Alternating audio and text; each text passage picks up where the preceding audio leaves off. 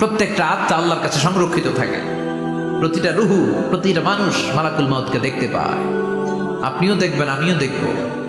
মুমিনদের কাছে এসে মালাকুল মউত একজন যুবকের বেশে সাদা ধবধবে জুব্বা পরে সুগন্ধি মেখে মুমূর্ষু ব্যক্তির শিয়রে বসে বলে, ইয়া আইয়াতুহান নাফসুল মুতমাইন্নাহ, হে প্রশান্ত আত্মা, উখরুজি ইলা মাগফিরাতুল্লাহি ওয়া রিদওয়ানি, আল্লাহর ক্ষমা আর দয়ার দিকে বের হয়ে আসো। বলা মাত্রই মুমিনের আত্মাটা স্মুথলি বের হয়ে আসে।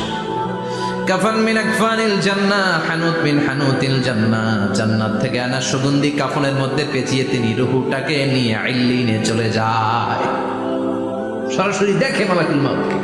আর যারা ইসলাম বিরোধী, কোরআন বিরোধী, তাদের সামনে এসে মালাকুল মউত ত্রাস সৃষ্টি করে। আগে ধমক, মালাকুল মউত এসে কাফের, নাস্তিক, মুশরিকদের সামনে এসে এরকম একটা ত্রাস সৃষ্টি করে।